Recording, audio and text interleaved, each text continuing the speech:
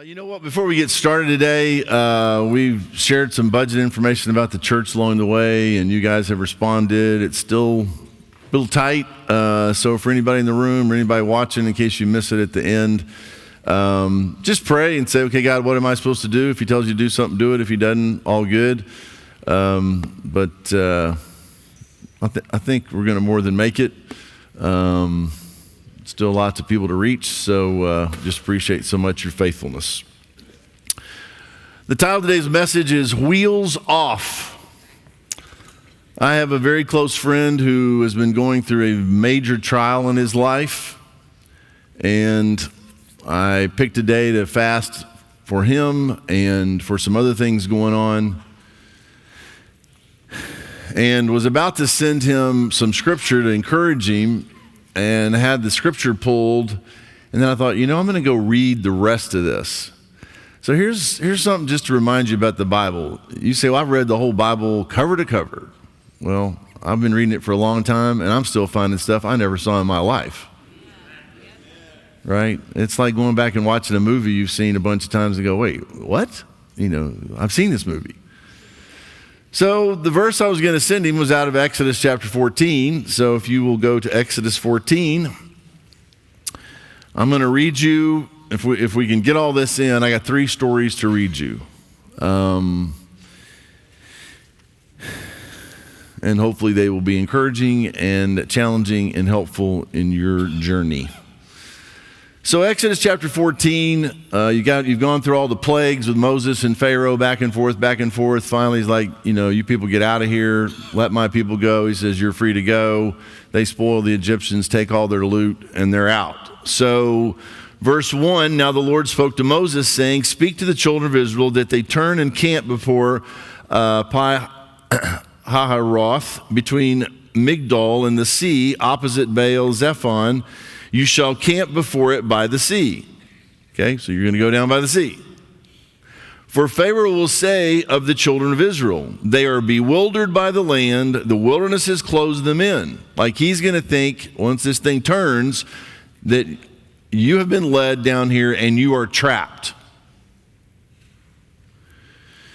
Then I will harden Pharaoh's heart so that he will pursue them, and I will gain honor over Pharaoh and over all his army, that the Egyptians may know that I am the Lord. Now, without going any further, let me just say this. It is possible that God has led you and is setting you up for his glory, and you think you're trapped. And it's on purpose. And there's no way through or out, or it's not gonna happen. And then a great little phrase in verse 4, and they did so. This is where we get in trouble. God tells you what to do, tells me what to do, and we did not do so, and then we wonder why there's a problem. And they did so. Verse 5, now it was told the king of Egypt that the people had fled, and the heart of Pharaoh and his servants was turned against the people, and they said, why have we done this, that we have let Israel go from serving us? What, were we crazy? We'll let these people go? So he made ready his chariot and took his people with him. Now look at what Pharaoh puts together to go after the people of Israel. Also he took 600 choice chariots and all the chariots of Egypt with captains over every one of them. And the Lord hardened the heart of Pharaoh, king of Egypt, and he pursued the children of Israel, and the children of Israel went out with boldness. Okay, here we go. We're all good now so far. So the Egyptians pursued them, all the horses and chariots of Pharaoh, his horsemen and his army, and overtook them camping by the sea beside Pi-hahiroth, before Baal-zephon. And when Pharaoh drew near, the children of Israel lifted their eyes. They look up, see Pharaoh, all his chariots, and behold, the Egyptians marched after them. So they were very afraid, and the children of Israel cried out to the Lord. A minute ago, they're bold. Isn't it fascinating how we go from bold to, oh my gosh. Verse 11, then they said to Moses, because there were no graves in Egypt, have you taken us away to die in the wilderness? Why have you so dealt with us to bring us up out of Egypt? Now, just like that, they turn on him. Is it not the word that we told you in Egypt, saying, let us alone that we may serve the Egyptians? For it would have been better for us to serve the Egyptians than that we should die in the wilderness. So they're like, oh, we're going to die. That's it, we're going to die. We were about to be led out of here to the promised land, but now we're going to die. Verse 13, and Moses said to the people, do not be afraid. And these are the verses I was going to send to my friend. Do not be afraid, stand still and see the salvation of the Lord, which he will accomplish for you today. For the Egyptians whom you see today, you shall see again no more forever. And that probably means, too, they didn't make heaven. The Lord will fight for you, and you shall hold your peace. Now, I need these verses. The man I sent him to needed these verses. And if you think about who this is, the Egyptians are chasing down, it's not an army, it's a bunch of slaves that have been in captivity for hundreds of years. This is not a fighting people. And here they are trapped. Pharaoh and his chariots, his army behind him, and water trapped between that. Verse 15. And the Lord said to Moses, why do you cry to me? There is a time to stop harassing God and do what he told you to do.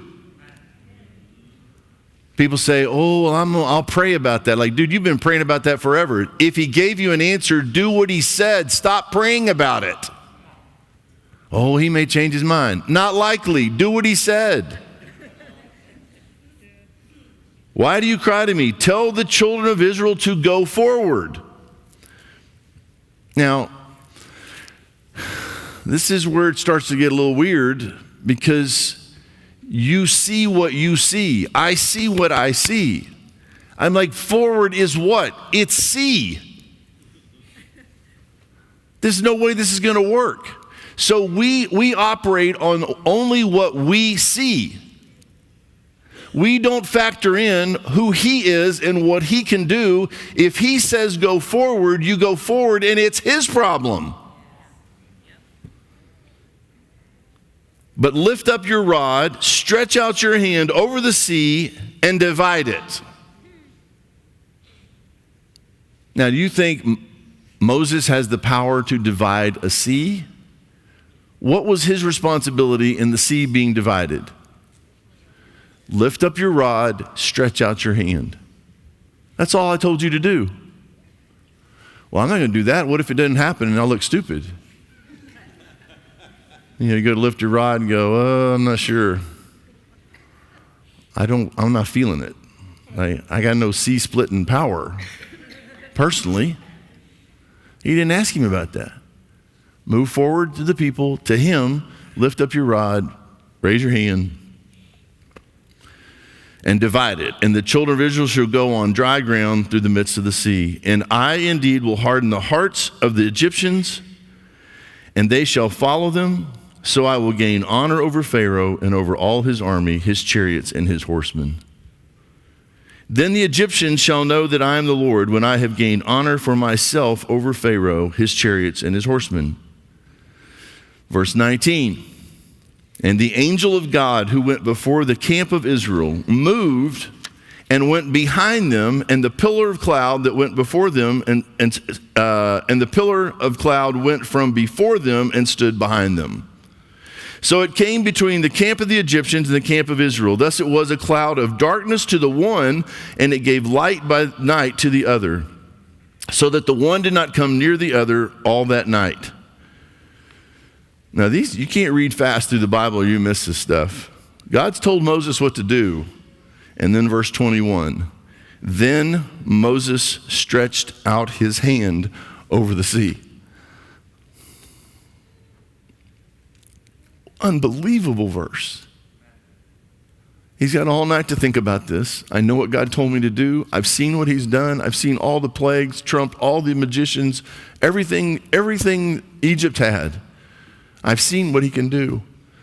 And here, all he's asked me to do, lift my rod, stretch out my hand. And the next day, Moses stretched out his hand over the sea, and the Lord caused the sea to go back by a strong east wind all that night, and made the sea into dry land, and the waters were divided.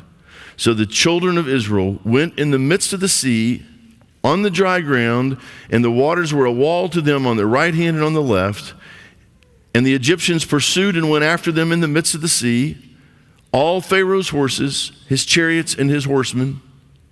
Now it came to pass in the morning watch that the Lord looked down upon the army of the Egyptians through the pillar of fire and cloud, and this is what I had never seen. And he troubled the army of the Egyptians, and he took off their chariot wheels.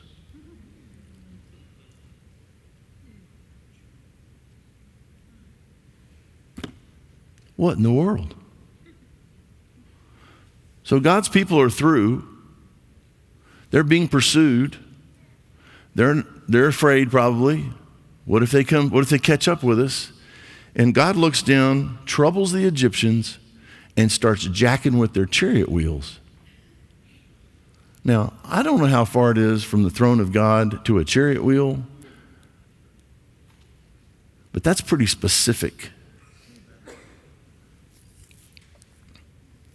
Took off their chariot wheels so that they drove them with difficulty, and the Egyptians said, "Let us flee from the face of Israel, for the Lord fights for them against the Egyptians. We don't have a chance." Now, you say, "Well, I'm just little old me. I got my challenges. I've got a trial, a tribulation of some kind. I'm in trouble." And all you see is the sea. All you see is what's around you. All you see is what is there. But you don't see God. You don't see his hand troubling your enemies, popping wheels off of chariots. You don't know where he is. You don't know what he's doing behind you, in front of you. And this is why it is impossible to please God without faith, because the whole thing doesn't work without faith, because at some point, you have to stop and say, "Okay, God, I don't get this. I don't know how lifting a hand can part water. I don't get it. But I got you, and that's all I need. And I trust you, and I know that even if I can't see it, I don't believe it completely, I don't understand it, I know that you're working beyond what I can see and what I can do." And then you're able to stand still and see the salvation of the Lord. And you say, "Well, but it's taking a minute." It's coming.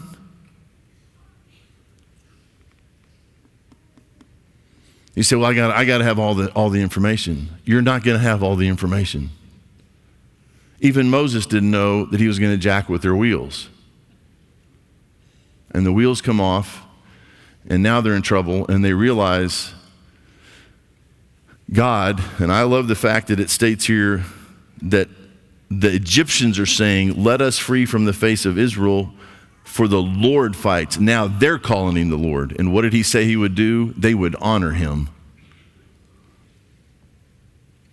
Then the Lord said to Moses, "Stretch out your hand over the sea."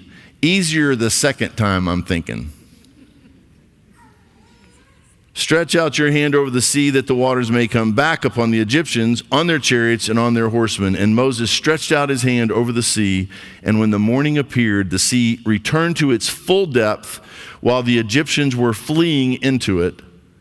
So the Lord overthrew the Egyptians in the midst of the sea. Then the waters returned and covered the chariots, the horsemen, and all the army of Pharaoh that came into the sea after them.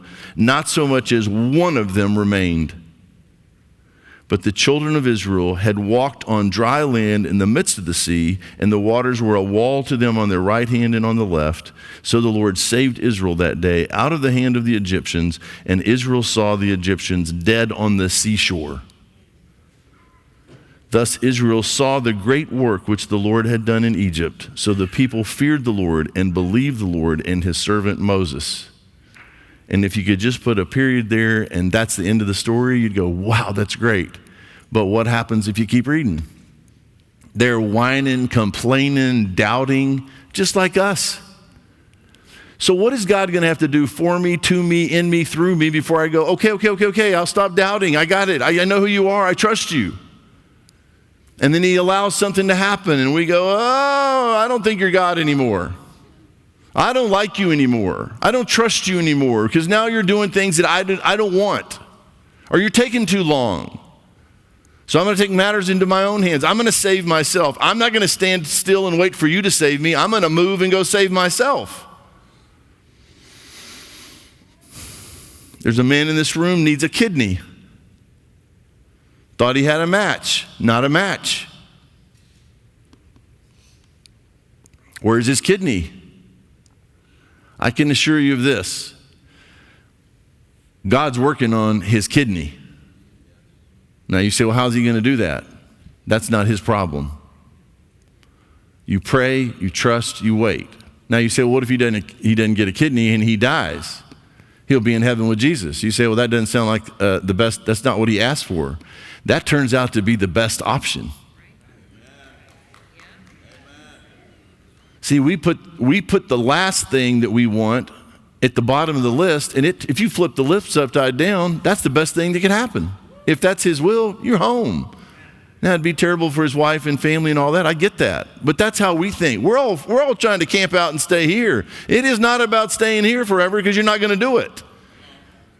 Get your job done so you can go home. That's what soldiers do. I'm yet to meet a soldier go, oh, I love this desert. Let's buy some land over here. Forget America. We'll fight for it, but this is much better than where I came from. They all want to go home. This world is not our home.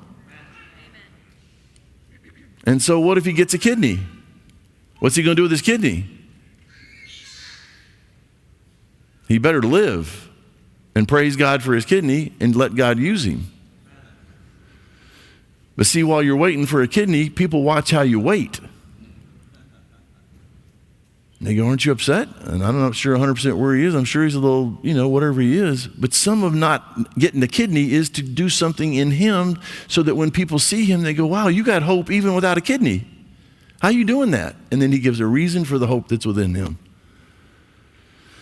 Go to Acts chapter 12.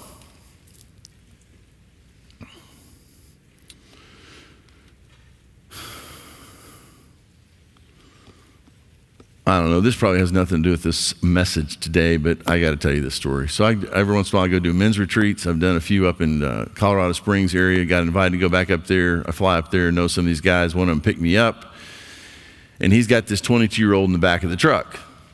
This guy's almost been shot, good kid, all been in jail, just a mess. Dealing drugs. He's a mess by 22. So he's back there and he's telling me his whole story, and the guy up front that's driving, he's a mess. He was a mess too. Godly man now, El Salvadorian drug dealer, just crazy stories.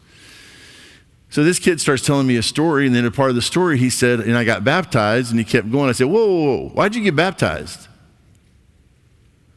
He said, well, everybody's getting baptized.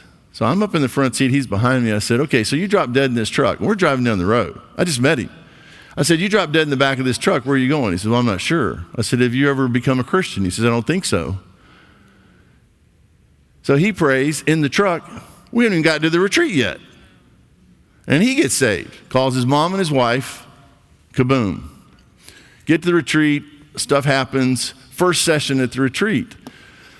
I'm like, Lord, what am I supposed to do? So I said, okay, anybody in the room, there's all these men, I've never seen some of them. I said, anybody in the room, we're not doing anything before this. Anybody in the room that you know for a fact, you drop dead in your chair, you're screwed. I think that was the term I used from the Old Testament. From the Hebrew. They understood. So, these guys were out there, some of them. So I said, you don't know where you'd go, stand up. And I said, do any of you three want to know what would happen to you and make sure you'd go to heaven? They all nodded yes. First session, first thing we did, those three men prayed and got saved. Now, I'm just telling you because I'm pretty pumped. Because that's what it's all about. Why am I not dead? Why didn't I kill myself? Because there's work to be done. But to do that work, I have to trust him. I have to stay with him. Sat next to an 11-year-old kid flying up there whose uncle had died, a firefighter. They're having a big memorial thing that next day. Shared the gospel with an 11-year-old kid. On the way home, another firefighter, 40-something-year-old man, shared the gospel. He's a Christian. And I said, look, I don't end up anywhere by chance. You know what? You need to start telling people that. And I said, I prayed about where I was going to sit on this plane and been praying for you, and I didn't even know you were sitting next to me. And he said, well, I was supposed to be back there. I said, whatever, dude. You're supposed to be right here. And so I talked to him. He said, well, dude, you're a preacher. That's what's supposed to happen. Oh, really? Where are your verses for all that? Like it's just up to me. You got the same Jesus living in you I got living in me. Same power. Just may not be available. Acts chapter 12. Verse 1. Now about that time, Herod the king stretched out his hand to harass some from the church. Government harassing the church. It's been going on for a long time. Then he killed James, the brother of John, with the sword. And because kill him. Just kill James. And because he saw that it pleased the Jews, he proceeded further to see Peter. Well, that worked. They liked that. Arrest Peter. Now it was during the days of unleavened bread, so when he had arrested him, he put him in prison and delivered him to 4 squads of soldiers to keep him, intending to bring him before the people after Passover. What, are you afraid of this guy? 4 squads of soldiers? Peter was therefore kept in prison, but constant prayer. Do not miss these verses. Peter has been arrested. So what happens on the outside of the prison? Constant prayer was offered to God for him by the church. And when Herod was about to bring him out, that night Peter was sleeping, bound with 2 chains between 2 soldiers, and the guards before the door were keeping the prison. So he's chained to 2 soldiers and guards at the door. Now behold, an angel of the Lord stood by him, and a light shone in the prison, and he struck Peter on the side and raised him up, saying, dude, get up. It's another translation. Smacks an angel, bright light, smacks him on the side, arise quickly, and his chains fell off his hands. So now we're dealing with a God who can jack with chariot wheels and just drop chains off of prisoners. So what are you thinking he can't do? He can part the sea. He can mess with wheels. He can drop chains. Then the angel said to him, gird yourself, tie on your sandals. And so he did. Get ready to go, Bubby. Here we go. And he said to him, put on your garment and follow me. Can you imagine an angel showing up and saying, follow me? I'm following the angel. Why don't we follow Jesus? So he went out and he followed him and did not know that what was done by the angel was real. You got to slow down. Look at that. But he did not know that what was done by the angel was real, but thought he was seeing a vision. Like, this can't be happening. This can't be real. God ever do something for you, go, is this really happening? This can't be real. When they were past the first and the second guard posts, they came to the iron gate that leads to the city, which opened to them of its own accord. And they went out and went down one street, and immediately the angel, boom, departed from him. Now, how did he get out of that prison? God busted him out of that prison. And when Peter had come to himself, he said, "Now I know for certain that the Lord has sent his angel and has delivered me from the hand of Herod and from the expectation of the Jewish people. I'm out of there." So when he had considered this, he came to the house of Mary, the mother of John, whose surname was Mark, where many were gathered together praying. Now please read this slowly with me and make sure you understand what happened here. And as Peter knocked at the door of the gate, a girl named Rhoda came to answer. When she recognized Peter's voice, because of her gladness, she did not open the gate, but ran in and announced that Peter stood before the gate. Peter's at the gate. Well, why didn't you let him in? She was so excited. Peter's at the gate. But they said to her, now these are the people praying for his deliverance. But they said to her, "You're beside yourself. You've lost your mind, crazy girl." Yet she kept insisting that it was so. So after that they said, "It is his angel." Still not believing. Why are you praying for something to happen and then when it happens you doubt that it happened? Well, this can't be it. I prayed for this, but why am I shocked when God answers my prayers? That's what you asked for. Now Peter continued knocking, and when they opened the door and saw him, they were astonished. But motioning to them with his hand to keep silent, he declared to them how the Lord had brought him out of the prison. And he said, "Go tell these things to James and to the brethren." And he departed and went to another place. Then as soon as it was day, the story is not over. As soon as it was day, there was no small stir among the soldiers about what had happened to Peter. But when Herod had searched for him and not found him, he examined the guards and commanded that they should be put to death. All those soldiers died. And he went down from Judea to Caesarea and stayed there.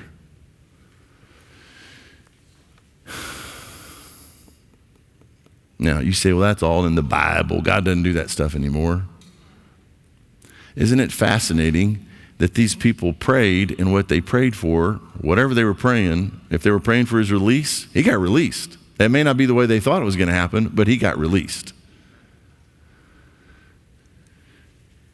So what are you praying for? What are you waiting on? What is it God's got to do? And why are you locking up and going, well, it's just not happening. I don't see it, so it must not be happening. Do you have any idea how far ahead of you God is?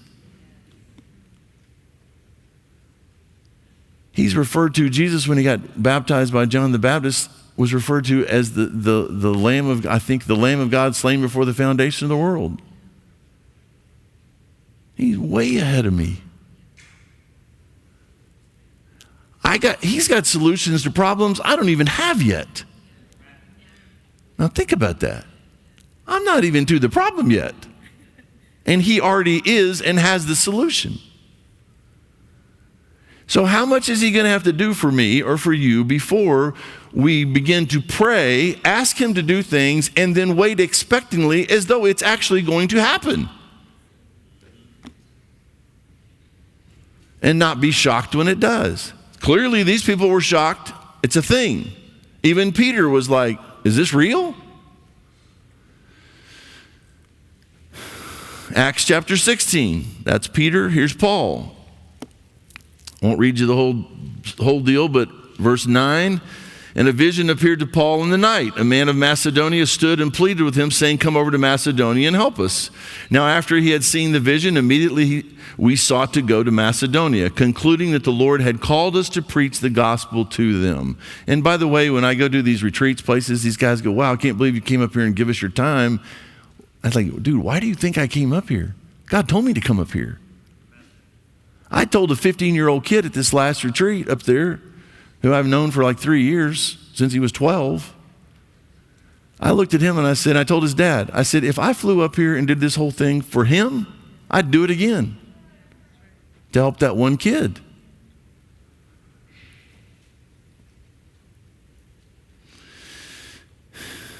Verse 11. Therefore, sailing from Troas, we ran a straight course to Samothrace, and the next day came to Neapolis, and from there to Philippi, which is the foremost city of that part of Macedonia, a colony. And we were staying in that city for some days. And on the Sabbath day, we went out of the city to the riverside, where prayer was customarily made, and we sat down and spoke to the women we met there. Now, a certain woman named Lydia heard us. She was a seller of purple from the city of Thyatira who worshiped God. The Lord opened her heart to heed the things spoken by Paul. And when she and her household were baptized, she begged us, saying, if you have judged me to be faithful to the Lord, come to my house and stay. So she got saved. She didn't get baptized just to get baptized. You don't get baptized unless you're a Christian. So she persuaded us. Now it happened as we went to prayer that a certain slave girl possessed with a spirit of divination met us, who brought her masters much profit by fortune telling. This girl followed Paul and us and cried out, saying, these men are the servants of the Most High God, who proclaim to us the way of salvation. Now she's possessed, but the demon is calling out what's true. And this she did for many days, following them around. These men are the servants of the Most High God, who proclaimed us the way of salvation. But Paul, greatly annoyed, turned and said to the spirit, I command you in the name of Jesus Christ to come out of her. And he came out that very hour. But now these guys are out of business, because they had been using this woman with this spirit of divination to do all kind of hocus pocus, and that's how they made their money, using her. But her masters saw that their hope of profit was gone. But when they saw that, they seized Paul and Silas, dragged them into the marketplace to the authorities, and they brought them to the magistrates and said, these men, being Jews, exceedingly trouble our city. Now, I don't think we're here yet, but let me just pause right here. I think it's coming. You preach the gospel, sooner or later, somebody's not going to be happy. And these people down here are preaching about abortion, gay marriage, that there's only male and female. They're making trouble for our city. We're gonna go shut them down. You got to decide who you are before they come get you. You say, well, that sounds easy. Nobody's coming to get you. Because your options are, either I'm going to back down so they don't come get me, or I'm going to be ready if they do come get me, no matter what the consequence. Because if you don't back down and they do come get you, and you back down when they come get you, they got you. They got you to deny him, to compromise. They're running the show. Instead of trusting God, who is faithful, to take care of you. You say, what if you get killed for it? It's in the book. What if you get arrested for it? It's in the book. What if you get beaten for it? I'm about to read it. And they teach customs which are not lawful for us, being Romans, to receive or observe. Then the multitude rose up together against them, and the magistrates tore off their clothes and commanded them, so the wheels come off here for sure. Rose up together against them, and the magistrates tore off their clothes, commanded them to be beaten with rods. And when they had laid many stripes on them, they threw them into prison, commanding the jailer to keep them securely. So these guys have been beaten for what? Delivering a girl from a spirit, and she was being used by these men to make money, and then the whole town gets whipped into some frenzy and have these guys beaten and put in jail.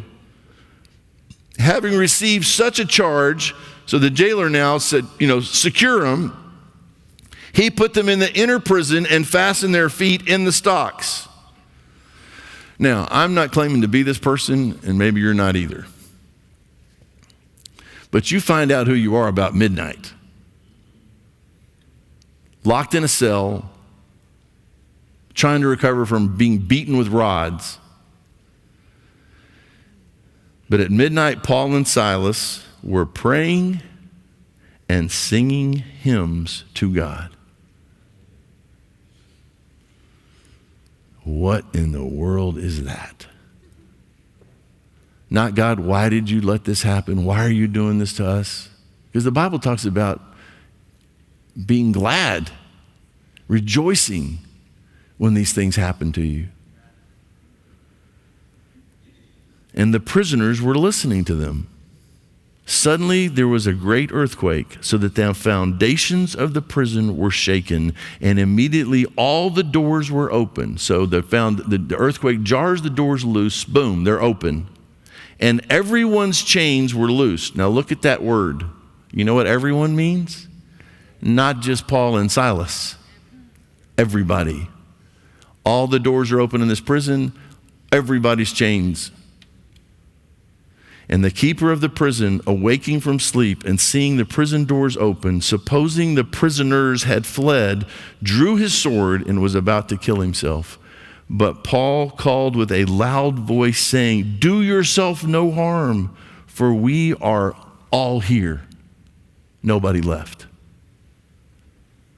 Then he called for a light, ran in, fell down trembling before Paul and Silas, and he brought them out and said, "Sirs, what must I do to be saved?" Am I living a life that causes people to, at some point, finally just say, "What have I got to do to be saved? Who are you? What have you got?" So they said, "Believe on the Lord Jesus Christ, and you will be saved, you and your household." Now, there's a lot of theological discussion about 31 means. That does not mean because he believed his whole house got saved. You can't believe for your family. If dad believes, it doesn't mean mom and all the kids are saved. What does it say? Believe on the Lord Jesus Christ and you will be saved, you and your household. So they all have to believe personally. You can't get saved for somebody else. Then they spoke the word of the Lord to him and to all who were in his house. And he took them the same hour of the night and washed their stripes. And immediately he and all his family were baptized. Now, I kind of like looking at scripture like through the back door or something. So you say, well, what was all this about? Was it about the slave girl? So let's go back to my proverbial, let's say Paul and Silas have a little meeting at Lydia's house and say, okay, guys, just a meeting about today. Here's what's going to happen. Paul's going to have enough of that girl screaming all this stuff. He's going to tell the demon to get out. They're going to be upset. Magistrates, beat them with rods. You're going to beat with your rods. This is going to be a really bad day. I'm going to need you to hang in there because I got this family running this prison that needs to get saved. So, everybody good? Yeah. 1, 2, 3. Break. You don't get to pick. And when you're suffering for Jesus' sake, now, do I want to sign up for getting beaten? I really don't.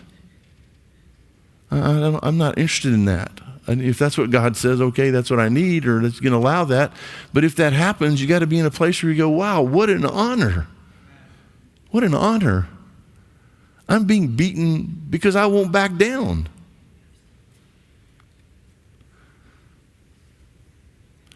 Man, if you're singing and praying after a whooping, you got something going on.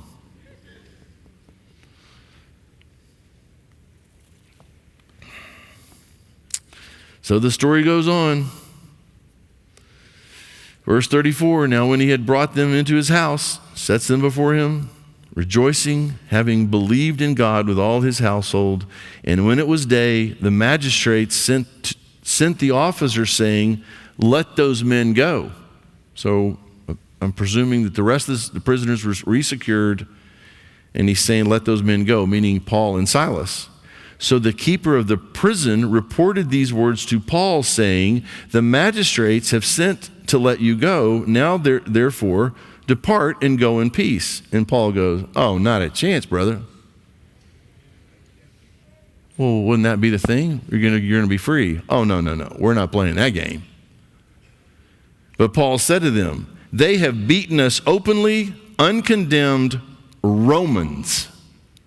Huge mistake in Philippi. They beat these men that were Roman citizens, which is completely illegal, and have thrown us into prison. And now do they put us out secretly?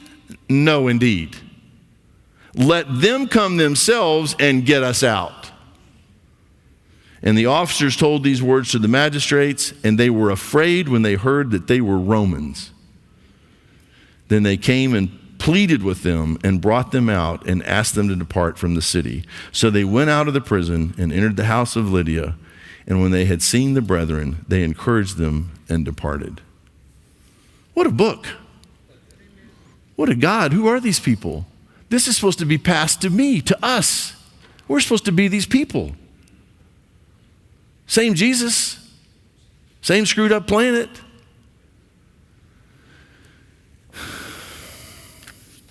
And then the story of all stories is the devil gets himself all whipped up and whips up all the Sanhedrin and all the city. One day they're saying, Hosanna, Hosanna. The next thing they're saying, crucify, crucify. And they think we got this thing wrapped up. They're going to string this guy up. They're going to hang Jesus on a cross. They're going to kill him, and it's going to be all over. And you would think that hell would have been smart enough to have read ahead, or at least listened to what Jesus said, or been aware of what was coming. They thought, done. Except that God has the power to raise the dead. Raise the dead. Mess with chariot wheels, part seas, bust people out of prison, and raise the dead. And there's no way you become a Christian without getting raised from the dead, because the Bible describes you as already dead in your trespasses and sins. So like the kid in the back of that truck and those 3 men at that retreat, if you know that you're in trouble, you don't need me telling you that. And if you know you're lost, you already know that. And if you know anything about God, it's because he has shown up and spoken to your heart and revealed himself to you. And now you got to respond. So this is what you do. You say, God, I know that I'm a sinner. And I need your forgiveness. I need saving.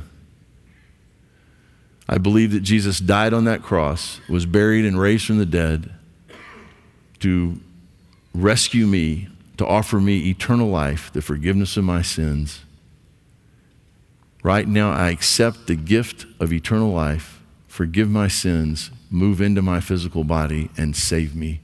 The biggest miracle of all. Change my heart, change my life, give me a new life, a new beginning, like being born a second time, a new person. And help me get in on this life that you intended. Not the life that I have lived and missed out on so much, but the life that you intended. Thank you for loving me, being patient with me, and for bringing me to this moment in my life and saving me. And I prayed in Jesus' name. Amen.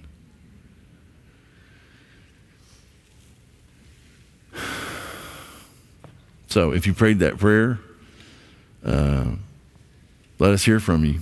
Send an email, reunion@reunionchurch.org. Say, I prayed. I need help. I need encouragement. I need somebody to walk with me. We'll help you. If you're in the room, you can send an email as well with this registration card. There's a place down here on the registration side that says, I prayed today to receive the gift of eternal life. Check that off. You don't have a pen or a pencil, tear off those 3 little crosses in the bottom right-hand corner, fold it up, put it in the basket, and it's a simple way to say, I got him. He's got me. Everything's changed. Please let us know, because we are not just about introducing you to Jesus. We're about helping you get to know him and learn how to walk with him, and then help somebody else do the same thing. So, back to what I shared at the beginning. Just, people, some people say, well, you take up an offering and, you're supposed to give 10%. That's Old Testament stuff. It's a good baseline. Just do what he tells you to do.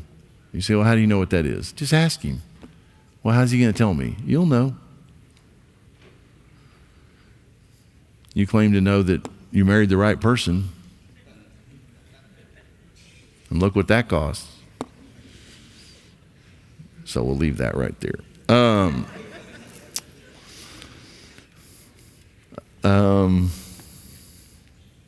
Okay. So let's do that. We'll do the offering. Or am I out of sequence here? I think that's everything we're supposed to do. I've had such an extraordinary week. I cannot even begin to tell you. I'm about to explode. I'm so grateful to God for who he is and what he has done. I can't,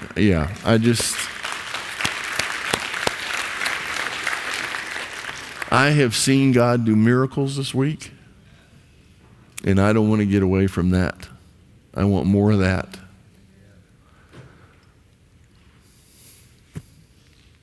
Because he is who he says he is, and he can still do what he does. Trust him, give him a chance to do that and to be that. Okay, bring the baskets before they change their mind.